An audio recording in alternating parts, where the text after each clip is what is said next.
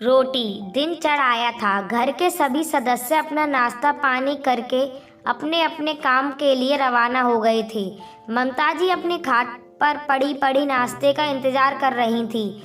जब से तबीयत खराब हुई है तब से दूसरों पर मोहताज हो गई हैं। अपना काम भी खुद नहीं कर पाती, यहाँ तक कि ज़्यादा बोल भी नहीं पाती। इसलिए इंतजार करने के अलावा वह कुछ भी नहीं कर सकती। पता नहीं कब शीला आएगी और उन्हें रोटी नसीब होगी। शीला काम करने आती है, वहीं ममता जी को नहला धुलाकर खाना खिलाकर जाती है, वरना उनकी बहू शिखा तो कमरे में आकर भी नहीं झांकती। तभी दरवाजे की घंटी बजी। उन्हें लगा कि शीला आ गई, लेकिन तभी उनके कमरे में उनकी बेटी मायरा आ गई। अपनी माँ को देखते ही बोली, अरे माँ, कैसी हो तुम? यह क्या, अभी तक नहाई धोई भी नहीं तुम? लगता है शीला अभी तक नहीं आई। ममता जी ने इशारे से उसकी बात पर सहमति जताई और उसे अपने पास बुलाया। तभी इधर उधर देखते हुए मायरा अपनी माँ के पास आई।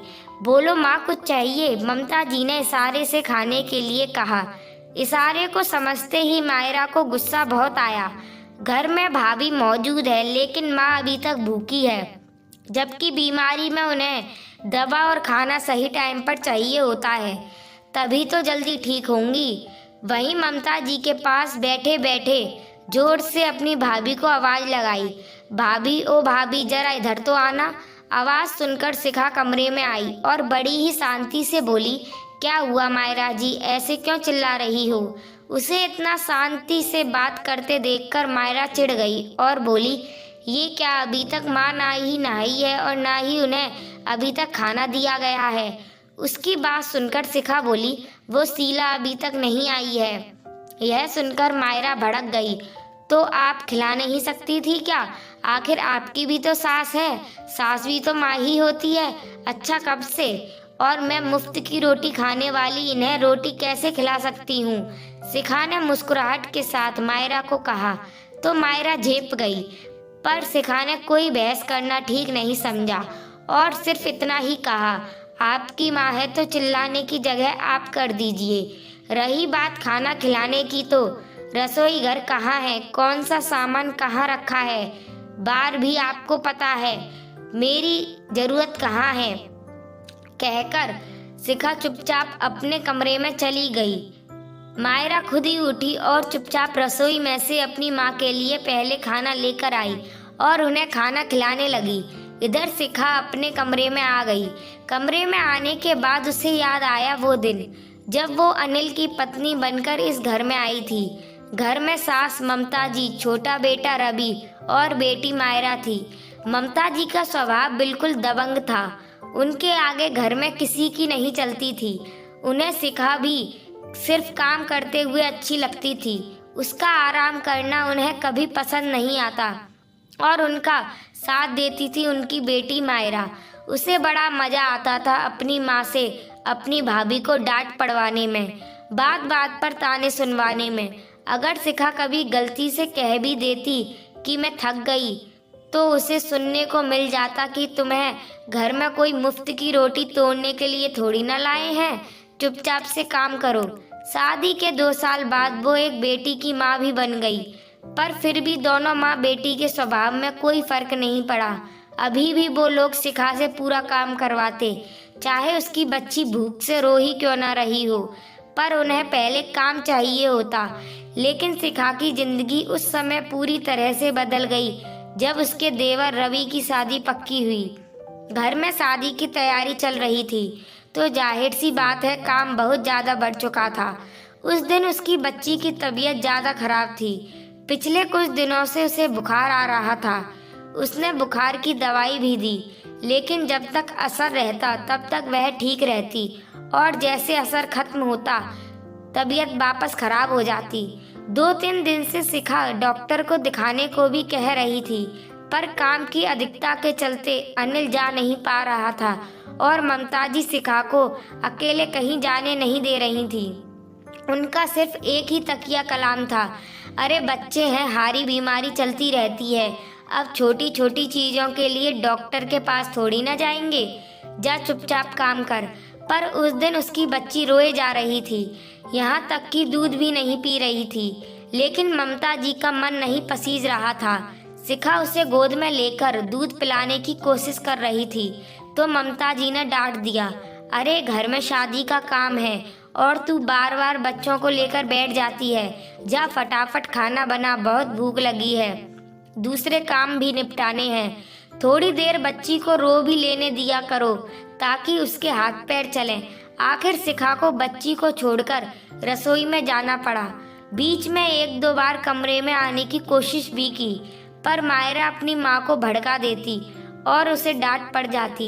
1 घंटे बाद शिखा अपना रसोई का काम निपटाकर फटाफट कमरे में गई तो देखा कि नन्ही सी बच्ची रो रो कर थक हार कर खुद ही सो गई थी।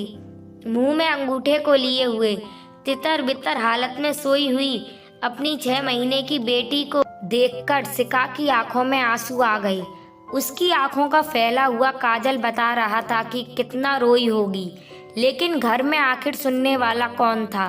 तभी बाहर से ममता जी की आवाज आई, अरे ओ बहू कहाँ चली गई? जरा जल्दी से चाय तो बनाकर लेकर आ, अभी तो खाना खाया है, अब फिर से चाय? शिखा ने मन ही मन सोचा पर इस बार उसका मन नहीं माना। आखिर अपनी बेटी को ऐसे कैसे छोड़ सकती थी।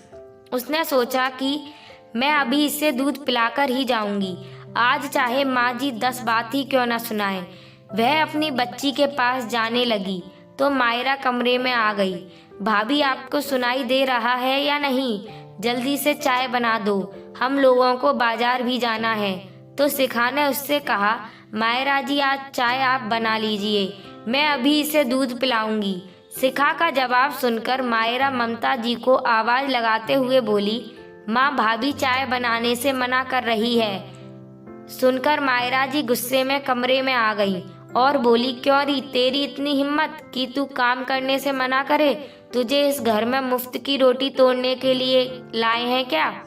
जाकर चुपचाप से चाय बना। लेकिन शिखा वहां से हटी तक नहीं और जाकर अपनी बच्ची के पास बैठ गई। ममता जी फिर बोली, हाय राम, देखो तो इसकी हिम्मत, मेरी बात को अनसुना कर रही है।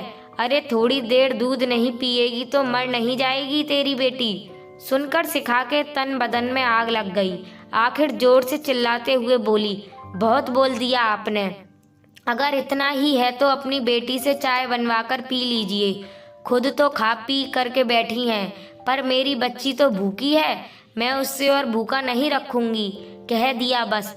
इससे पहले ममता जी ने बच्ची को गोद में लेने के लिए उठाया, लेकिन ये क्या, बच्ची में तो कोई हलचल ही नहीं दिख रही थी। उसने 2-3 बार बच्ची को हिलाया भी, लेकिन उसके शरीर में हलचल नजर नहीं आ रही थी। जोर से चिल्लाई। उसकी आवाज सुनकर ममता जी और मायरा भी घबरा गई। दोनों बुत बनी खड़ी रह गईं, पर उनसे कुछ करते ना बना। शिखा अपनी बच्ची को गोद में उठाए बदहवासी घर के बाहर की तरफ दौड़ी और पड़ोसियों की मदद से बच्ची को लेकर अस्पताल पहुंची। वहां पता चला कि बच्ची को निमोनिया हो गया है और उसकी हालत क्रिटिकल थी। धड़कनें भी काफी कम रह गई थी। डॉक्टर भी बच्ची को बचाने की कोशिश में लग गए, लेकिन जब तक अनिल और रवि हॉस्पिटल पहुंचे तब तक बच्ची ने दम तोड़ दिया। उस दिन का सदमा ऐसा बैठा कि आज शिखा पूरी तरह से बदल गई। हालांकि इसके बाद वो 2 और बच्चों की मां बनी, लेकिन अपनी उस 6 महीने की मासूम बच्ची का दम तोड़ना वो आज तक नहीं भूली। आज शिखा पूरी तरह से बदल चुकी है। बच्ची की मौत के लिए उसने आज तक ममताजी और मायरा को माफ नहीं किया। उस हादसे के बाद ममताजी रवि के साथ ही रहने लगी थी, लेकिन उनकी आदतों के चलते उसकी पत्नी ने उनकी सेवा करने से साफ मना कर दिया। आखिरकार ममता जी को अनिल के पास ही आना पड़ा। अनिल अपने बेटे होने का फर्ज तो निभा रहा था, लेकिन वह भी अपनी बच्ची की मौत को नहीं भूला था। इसलिए दोनों पति पत्नी ममता जी के कमरे में नहीं आते, बल्कि उनकी सेवा के लिए शीला को रख लिया। आखिर करनी का फल जीते जी ही मिलता है। यह बात ममता जी भी समझ चुकी हैं, इसलिए वह भी अब ज्यादा कुछ कह नहीं सकती।